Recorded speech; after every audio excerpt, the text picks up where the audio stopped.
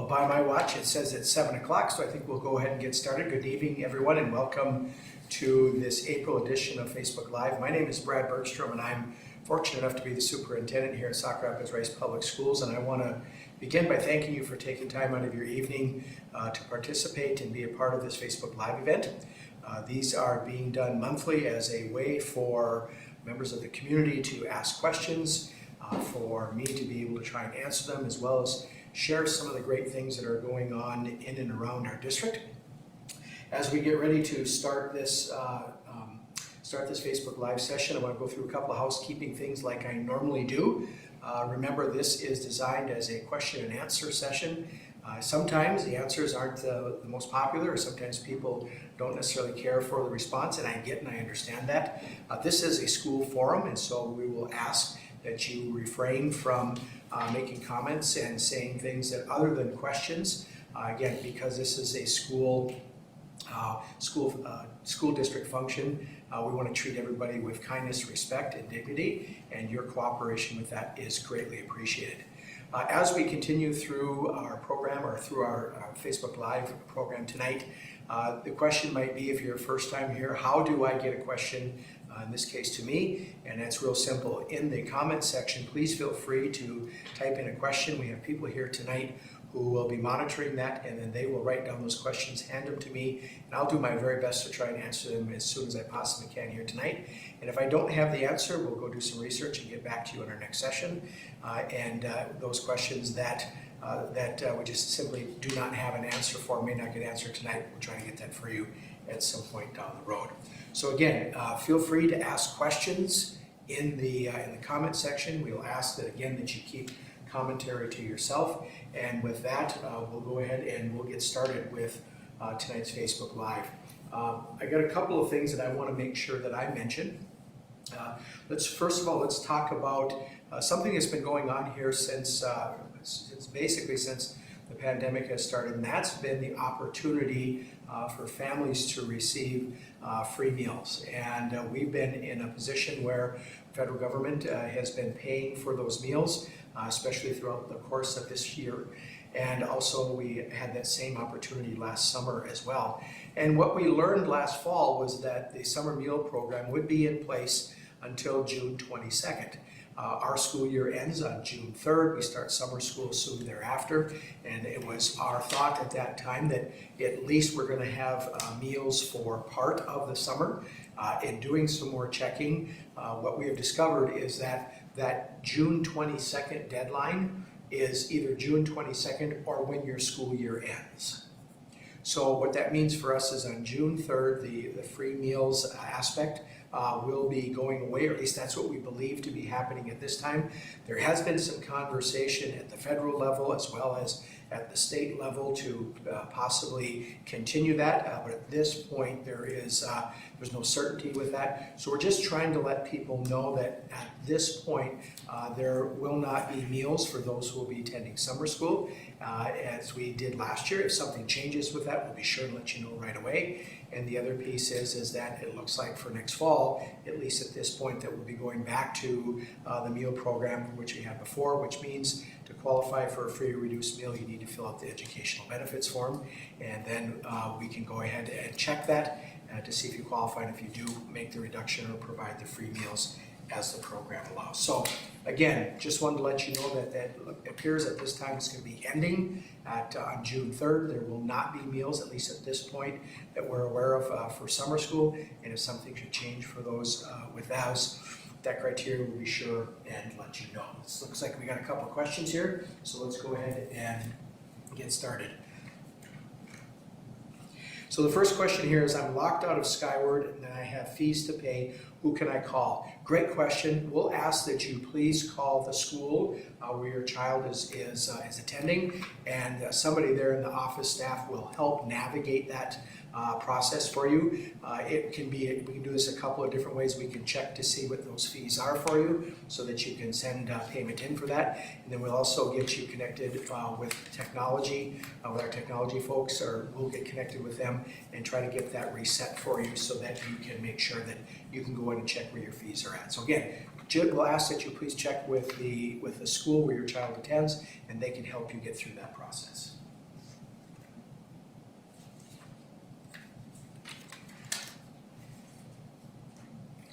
So this next question here is, can I elaborate on the decision to cancel transfer buses? It affects mixed families and households, and how much is truly being saved.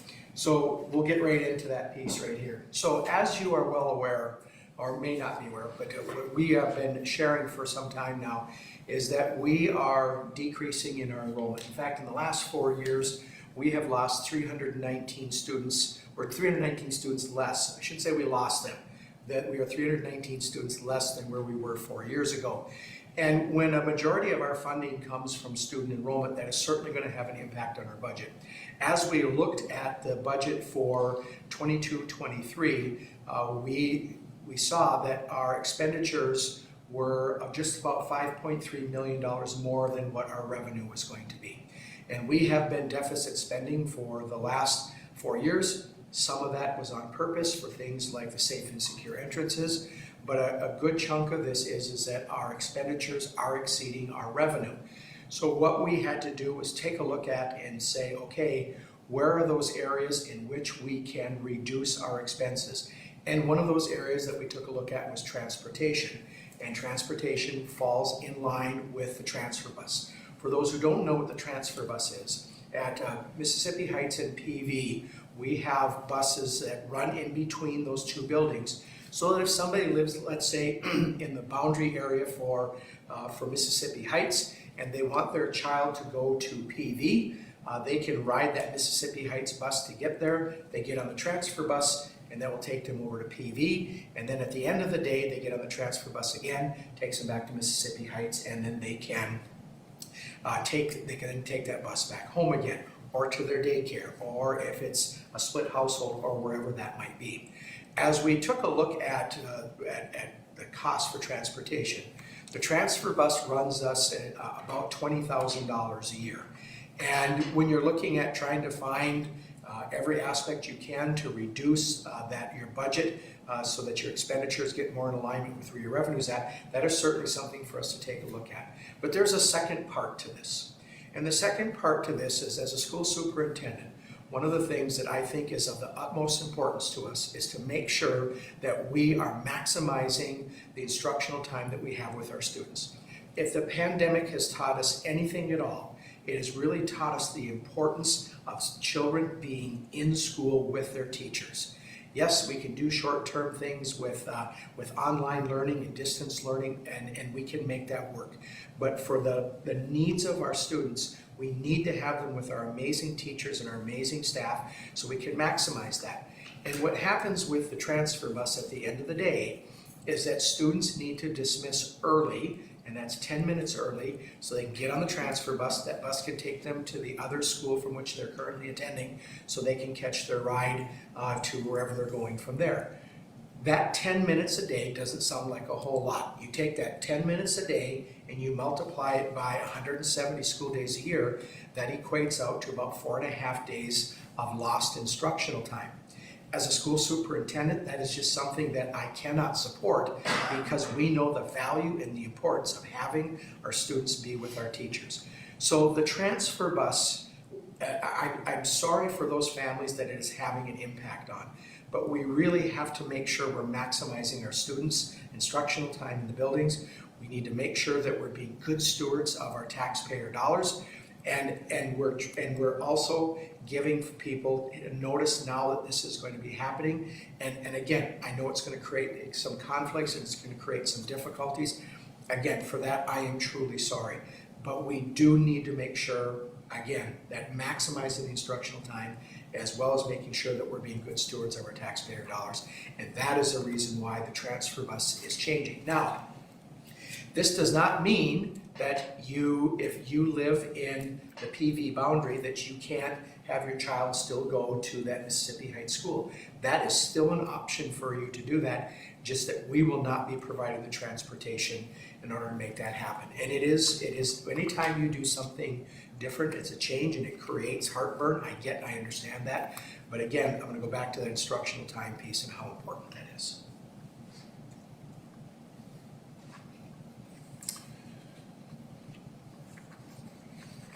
The next item that I want to spend some time talking about here, and it's kind of in line with the budget piece that I was just talking about here, is that Oftentimes I hear people say to me, when you are looking at adjusting your budget so that we're trying to reduce expenses, does that mean that you're not going to spend any money? And the plain and simple fact with that is not the case. To take school finance and condense it as easily as I possibly can, school finance puts money into, for lack of a better phrase, we'll call them buckets. And in those buckets, we have ground rules in terms of how we can spend that. So for example, we have buckets of money that we can use to pay salaries and benefits for staff that work in the district. About 80% of our budget is associated with salaries and benefits for the people who work here. We're in the people business, that's not surprising at all. We also have buckets of money that can only be spent for certain things. For example, we have buckets of money that we can only use for what we call capital projects. That can be the construction, putting new roofs on, it can be for technology, and we can't utilize those dollars for things such as salaries and benefits. And so as we look to continue to move through this process of adjusting our budgets to get in line with revenue and as well as with our expenditures, we will still be doing projects around the district because we have buckets of money that are associated with that. So for example, you will see that this summer we're going to continue the work that we're doing to the middle school in regards to replacing the brick that's there because of issues that we have with that. You're also going to hear about roofing projects that we're going to be doing. And you're also going to hear that we are going to be looking to build some tennis courts here at the high school.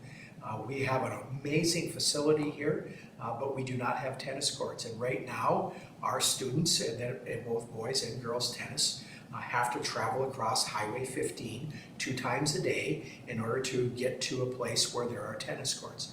So we do have money in our capital account to be able to do that. It'll provide a safety measure for our students so they don't have to go back and forth across the highway. And most importantly, it'll provide a home court for them to have here. So again, as we continue to work our way through and trying to get those expenditures and our revenues to get in alignment, it does not mean that we will not be spending money, and you will see those things happening. And it really is dependent upon the buckets of money, and that dictates what it is that we can spend money on. Not seeing any other items here tonight, or any questions so far? Oh, there's some over here. Didn't see those. Thank you very much. Why is kindergarten graduation being held via Zoom? Music concerts have been in person. So to the second part to this, yes, our music concerts have been held in person, and it has been great to be able to do that. I do not know the answer for why kindergarten graduation is being held via Zoom, but I will certainly check into that and see if we can find an answer before we're done here tonight. If not, I'll bring the answer to our next meeting.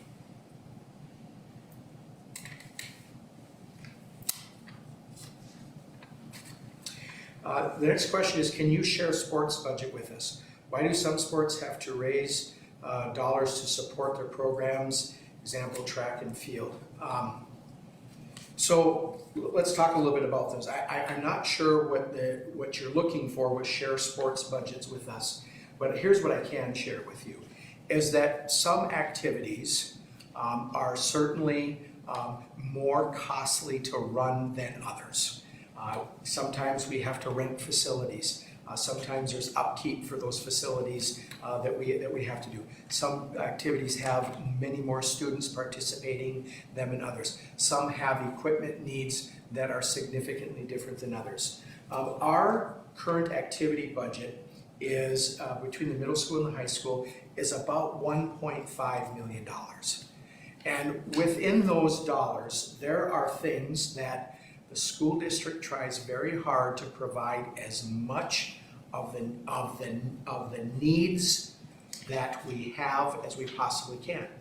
One of our biggest expenses is transportation. So when we have to go to meets, etc., that's a cost that's associated with that. And so what we try to do as best we possibly can is meet the needs of the program. Now, there are times in which there are programs that there are wants, and they want to be able to do something, so then they fundraise to be able to do that. In my past as an educator, I was a boys hockey coach, And there were some things that we wanted to be able to do. We bought jerseys on a more regular basis than the rotation was provided by the school district. We took a charter bus for many of our trips rather than the school bus. Again, the raising of the money by groups is not because the school sees more or less value with our activities, but rather we only have so many dollars in the budget. We try to make sure that those needs are being met, and if there are some wants or some things that we'd like to have in addition to that, that's what we have fundraising for, that's what we have booster clubs for. We offer over 100 different clubs, activities, and athletic groups for our kids to participate in. That is an exceptionally large number of opportunities. And all of those have a cost associated with them. And again, as a district, there is not somebody that is sitting there saying, well, I like this one more than another, so therefore we're going to give them more money. Nope. It is, we have a finite amount of money. We try to divide that up to meet the needs of the program, and if there's some extra pieces that are wanted, then we know that that's going to have to come from an alternative source. It's really no different than what the Education Foundation does to help support teachers in the classroom. There are some needs that we make sure are being met, but sometimes there's some things that teachers want to do above and beyond that. So the Education Foundation does an amazing job of providing some funds to support staff and doing those extra things. And it's similar to what we're talking about here with our activities.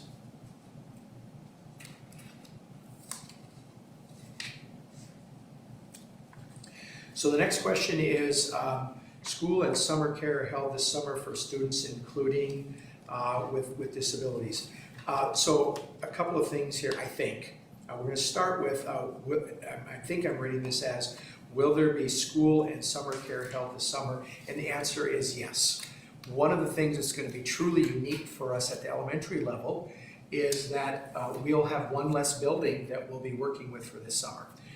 With the building of new PV, it will be open in August of 2022. From June and July and a chunk of August, we're going to have to tear down the old PV and then construct the parking lot. We're going to construct the playground, those kinds of things. So we cannot have classes, we cannot have childcare at PV. So we're moving that over to Mississippi Heights in order to provide that. So we will be doing summer school for PV in Mississippi Heights. At Mississippi Heights, we're going to be doing ESY for our elementary age students from PV and Mississippi Heights. That's also going to be at Mississippi Heights, and also the Kids Stop childcare will be also operating on there. So a lot of things are going to be going on at Mississippi Heights this year.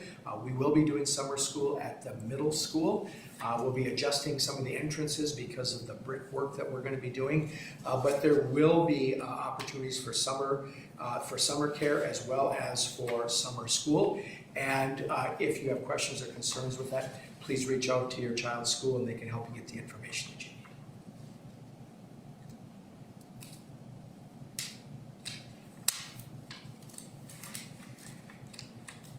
So the next question here is, with new PV, what is the district going to do to prevent high within district enrollment due to parents requesting their students go to the new PV? So one of the things that we are doing for our families is that we are asking them, so for example, if you are currently going to a school outside your boundary, where are you going to be at? Where are you going to be going to school next year? We're also going to be asking, we ask families that if you're looking at going to a different school for next year and you're going to provide the transportation, what's that going to look like? And we will continue to monitor that. And I'm going to talk about, there's another component to this, and I'm purposely leaving that out for right now because I'm going to come back and spend some time talking about the capped and non-resident enrollment piece. And so what we'll be doing is we'll be monitoring that to make sure that if we have families who live in the district boundary, that they have a place for their students to be in that building.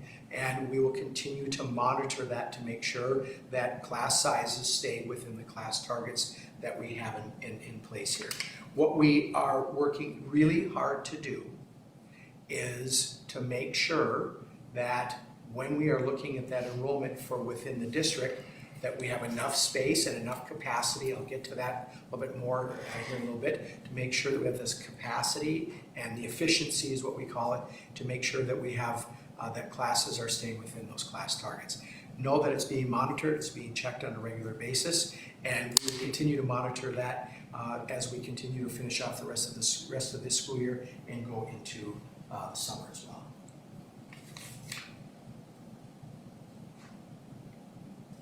So the next question is, why wasn't an option given to those families who utilize the transfer bus to fund the expense? At the end of the day, so a couple of things come up with that. Number one is that we as a school district need to make sure that we are providing equal opportunity. When we provide something, we need to do our very best to make sure we're providing an equal opportunity for all. Now that doesn't mean it's going to be exactly the same or those kinds of pieces. But if we offered the opportunity to fund a bus, what that really means is it starts to separate those who have the capacity to be able to do that versus those who do not. And so that is not an option that we're going to get into with the transfer bus. And so that's why that option was not offered as an opportunity for families.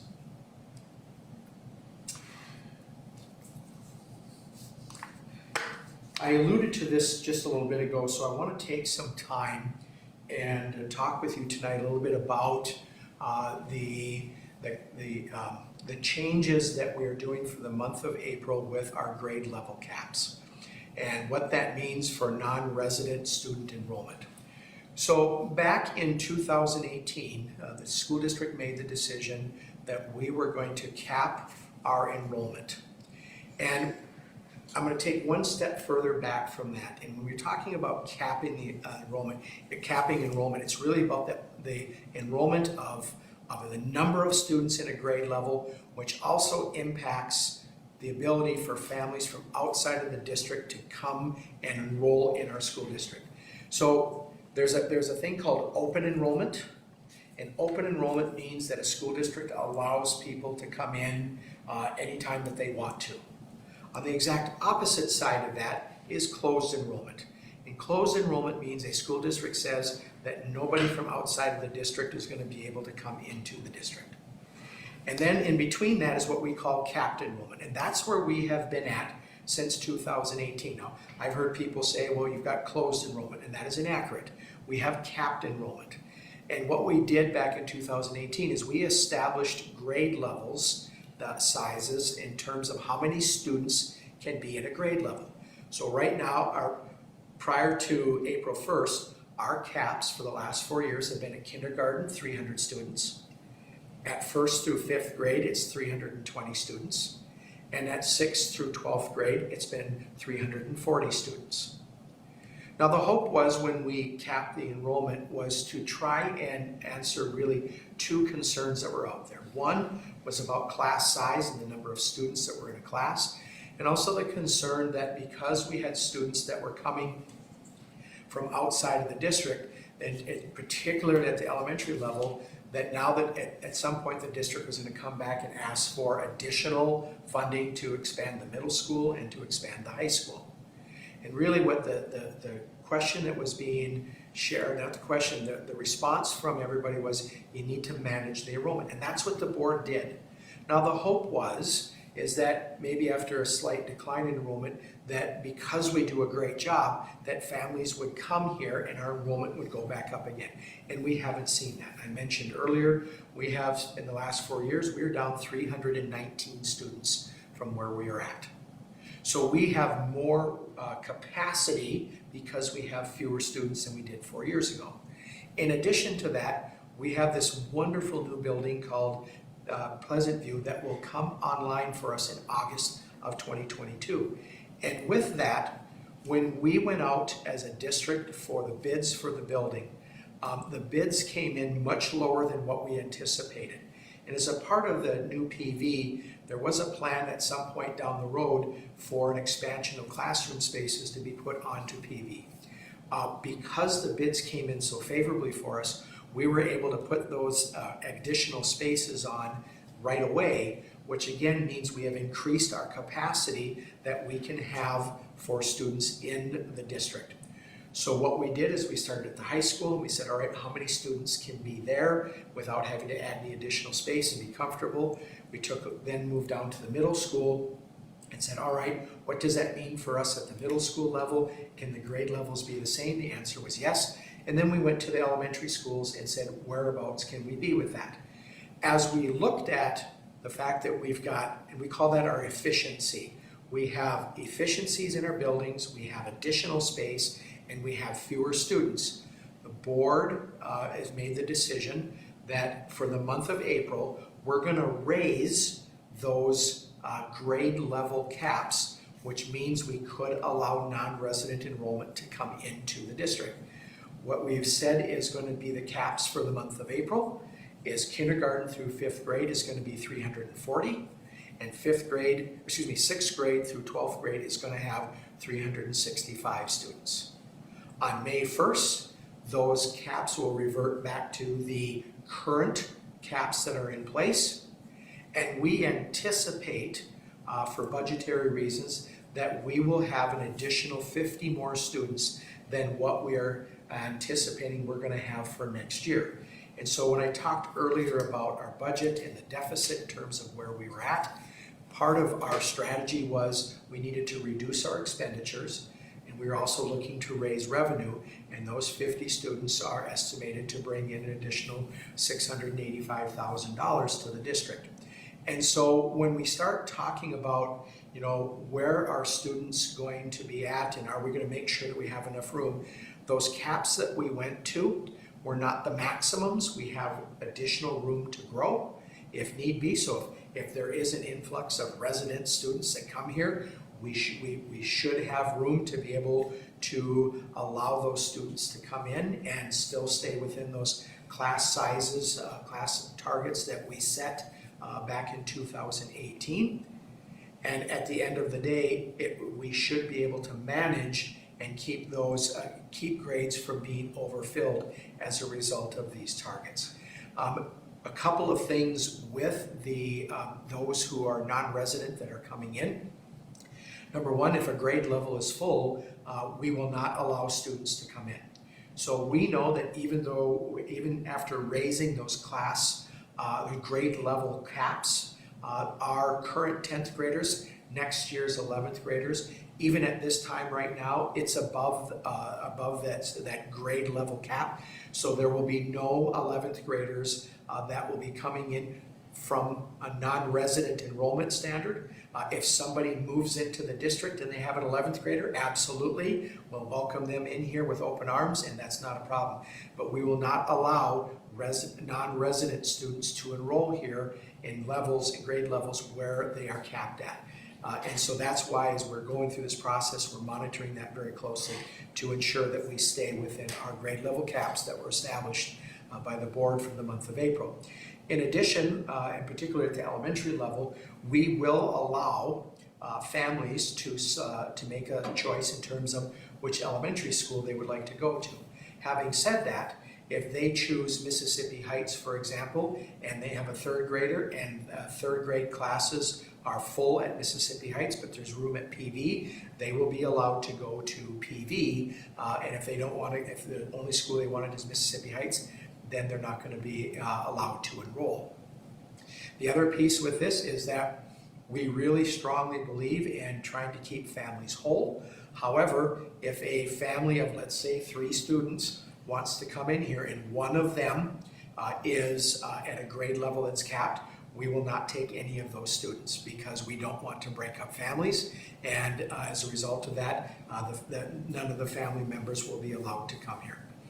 Ultimately, what we are trying to do is do exactly what was asked back in 2018, and that is to manage the enrollment at the district.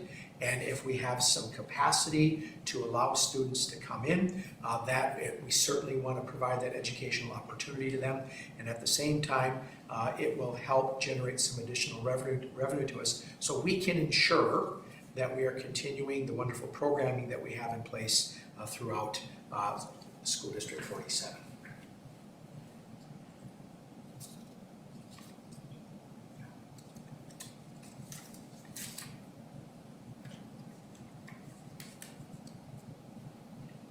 What is the roadmap for the improvements to Bob Cross Park? I'm not sure what roadmap for the improvements at Bob Cross Park. Of course, Bob Cross is a city-owned park, and they have a variety of activities that can take place there. Whoever asked that question, if you can maybe give me a little bit more details with that, I will certainly try to answer this question.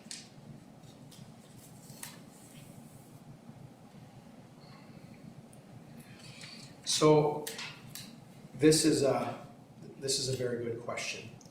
And the question is, what is a mixed family supposed to do with regard to transportation? And I will tell you as a school superintendent that oftentimes when you have to make decisions in terms of what's in the best interest for the district and for families and for students and for our staff as a whole, that sometimes those decisions have negative impact on some in the district. And this is one of those situations. Again, at the end of the day, I can't support students missing 4.5 days of instruction time when it is something that can be avoided. What I will say to you is that I'm truly sorry. I'm truly sorry that this is going to be causing some heartburn for you and your family, and it is very difficult. There's no doubt about that. But I also know that we need to make sure that we are keeping our students in classrooms. We also have to be good stewards of taxpayer dollars, and I don't have an answer for you other than we have time to try and come up with what that solution might look like. I know we are also looking at trying to provide some opportunities that might be helpful for some families because with the transfer bus in terms of maybe providing some care before and after school, but we're not there yet and don't have a lot to announce with that. But we are looking at trying to provide some opportunities for families to adjust to this because we know for some it is going to create some hardship for them, and for that I'm truly sorry.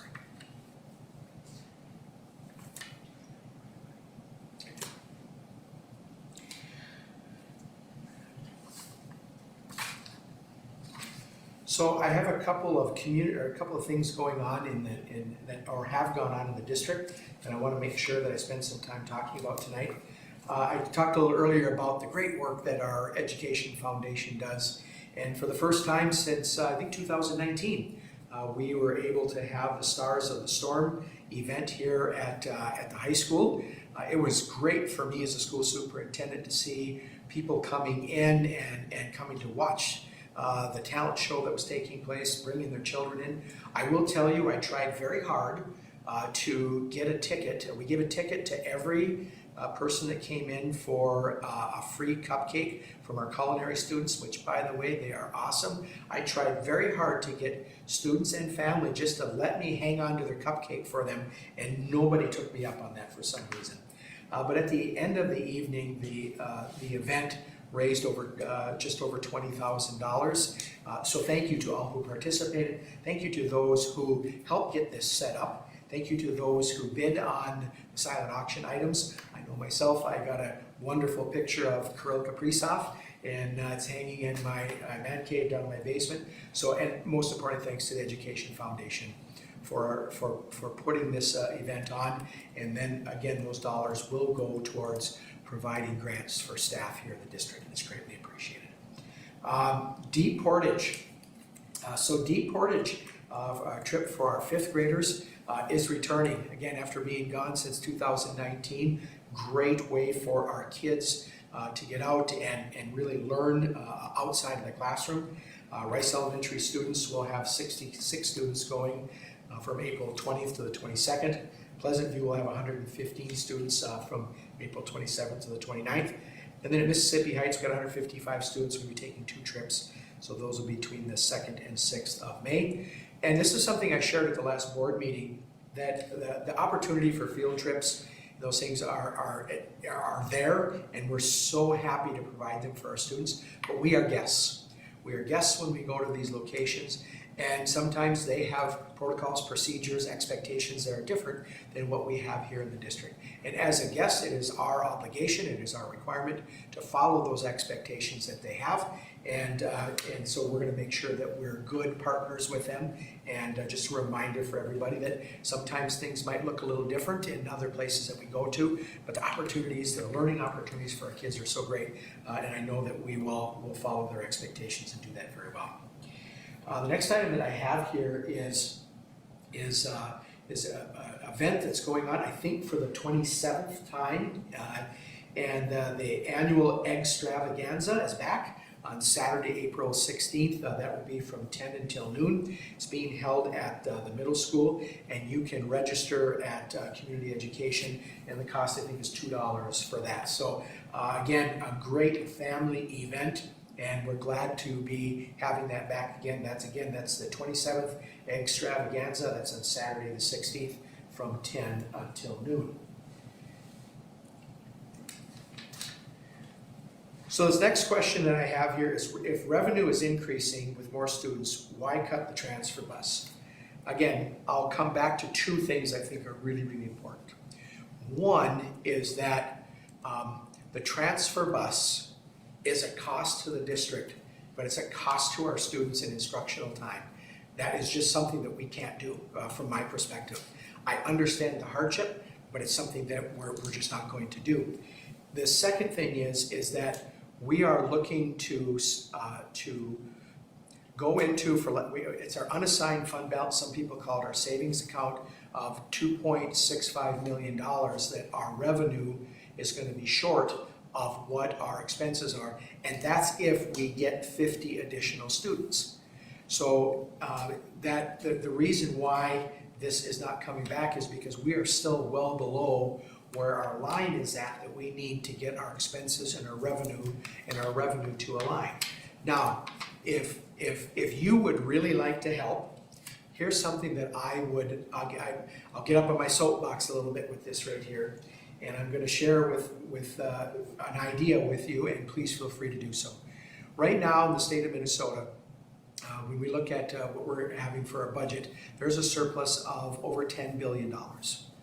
And with those $10 billion, I would really like to encourage you to reach out to our legislators and share with them the issues that we are facing because of budget situations, and encourage them to look to fund public education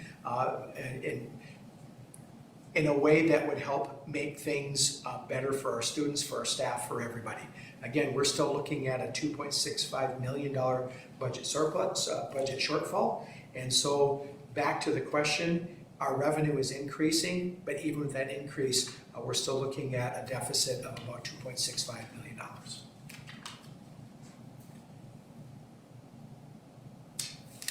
I think I answered that question already. So a couple other events that are taking place in our community in the coming days here. On Friday the 7th, we have the spring play, which is Radium Girls, and that's going on this weekend. And I think that's looks like it's Friday, Saturday, and Sunday. And so good luck to those who are doing the spring play. It's a great opportunity to come see our kids doing some great things. A couple of music-related items. On the 25th of April, we have the high school band concert. On the 26th of April, we have the Mississippi Heights Music Concert for grades 3 and 4. On the 28th, we have the music concert for kindergarten and 5th grade. PV, we've had some concerts with them already.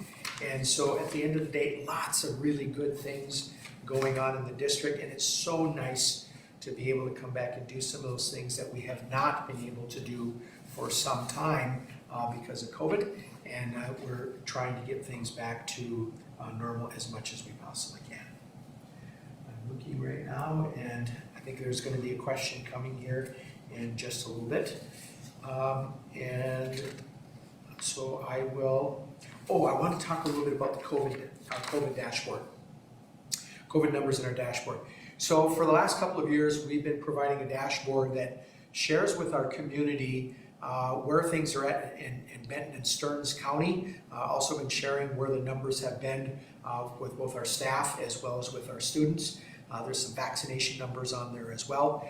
And a couple of things have been going on that I want to make you aware of. Number one, COVID numbers continue to be very low, and which is a great thing for us. Again, it's allowing us to be able to do some of the things that we haven't been able to do in the past, which is absolutely amazing and fantastic. What we're seeing happening is that Stearns County is no longer reporting their COVID numbers.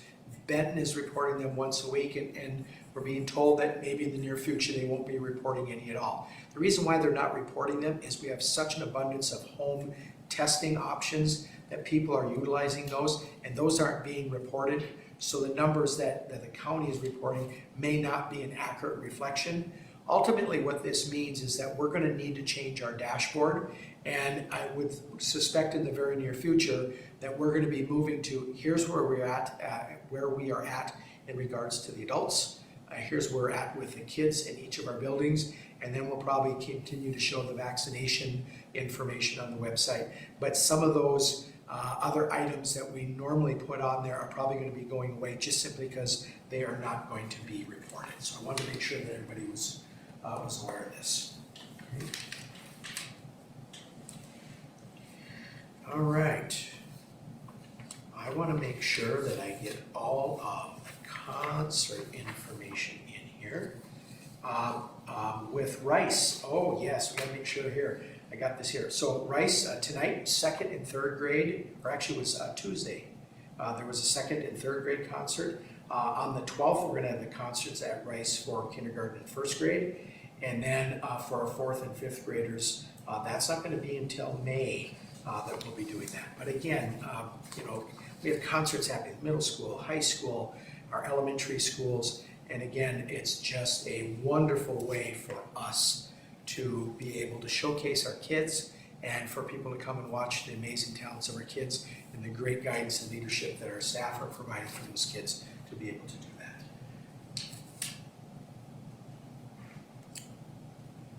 that. So this next question is, what is teacher and staff retention? I don't have those numbers off the top of my head. I know that we are talking a lot about trying to make sure that we are doing our best to keep staff here.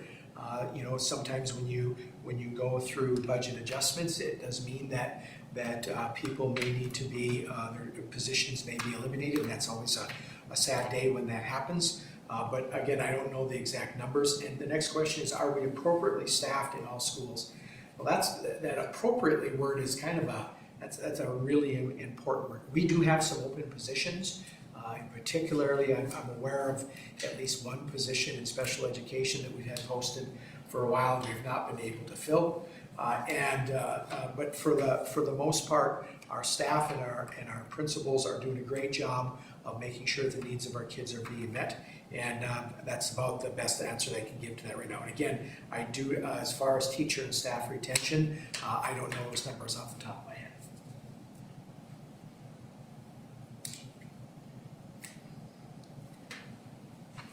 So the next question is, will we be eliminating the COVID coordinator positions?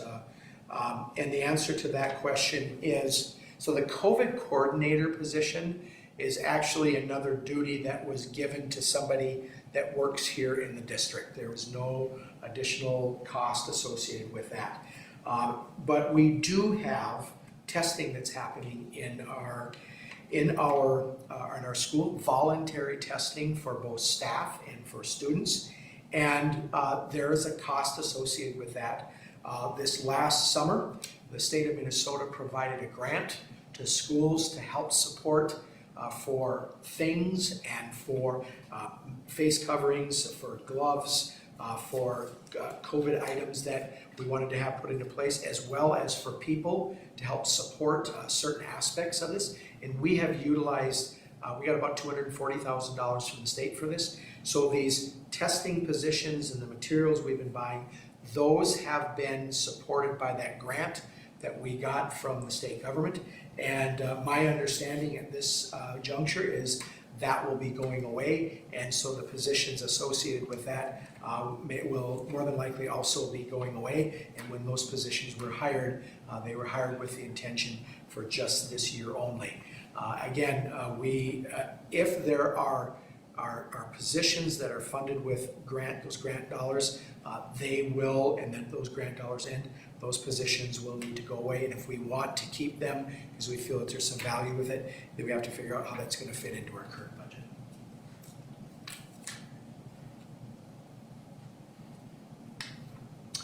So this next question here, is there a way to anonymously air concerns and grievances about a school staff member?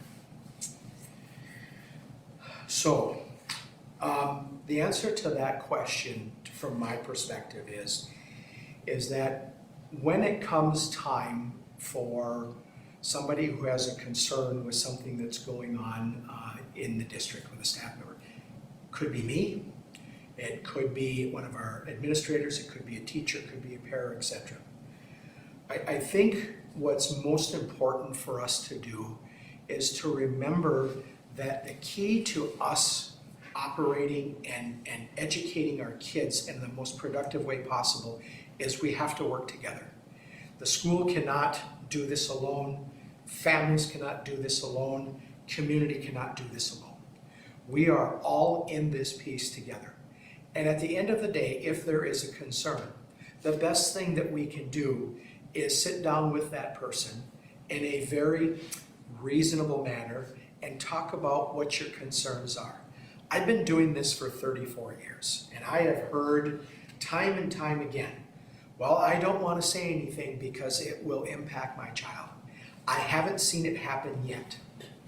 And I will promise you, as a school superintendent, if you come to talk to somebody that you have a concern with, and if you approach them in a reasonable manner, and you bring me evidence that that person then did something to impact you or your child negatively, I will investigate that to the best of my ability. But that's not how our staff work. That is not how people who work here want to go about their business. They are here because they want to help. Yes, I get and understand that sometimes we don't always agree in terms of what might be the best approach, and that is just, that's normal. But we have to understand that if we're going to be good role models for our kids, give them the best education possible, we have to make sure that we as the adults are communicating with each other, and when there are those differences, to sit down and have that conversation. Now, if you have a conversation with a staff member and it doesn't change, it's not going well, I ask that you follow what I call the chain of respect. Some people call it the chain of command. And the chain of respect says, if I have a problem, I'm going to go talk to this person. If it doesn't change, I'm going to go to their supervisor. If that doesn't change, I'm going to go up what I call the food chain, for lack of a better phrase, and to continue to talk about what my concerns are. Now, if the issue is you don't like it, but it is within the prerogative of that staff person to be able to do that, that's very different than there's a concern that's having a negative impact on somebody. And so again, the best thing that we can do is have a conversation with each other. Hiding behind something, not wanting to confront them in a positive, productive way doesn't help solve the problem. So I encourage people, have that conversation, talk with them, but to do so respectfully. I know that there's a lot of stress out there right now. I know that with the pandemic that we've been dealing with and high prices, and there's lots of things going on around us that are reasons for us to have heartburn and anxiousness and other things that maybe test our tolerance and our patience. When it comes to educating our children, that is the one thing that we have to make sure that we do, is keep those things in place. And so I'll ask that if there is a concern, out of respect for everybody, including yourself, reach out to that person. Again, I've been doing this for 34 years, and on our staff here do an amazing job. But at the end of the day, if there's something that you would like to have a conversation with them about, talk to them. And if it's something that you feel needs to be addressed and they're not willing to, you can certainly take that to their supervisor, etc. When I get calls and people have a concern, one of the first questions I ask is, So what did the staff person say when you talked to them? And if they say, I didn't, then I'm not going to help, because we got to go to the source. And somebody bringing a issue about somebody else to me means that I've got to then hear what you have to say, then go say to that person what's going on, then they're going to give me some feedback, and now I'm running back and forth in between two people, and that's not something that I think a superintendent of schools should be doing. I don't think that's something that anybody should be doing. I will ask that we respectfully have conversations with each other, and I think you'll be amazed at the great things that we're going to continue to be able to do.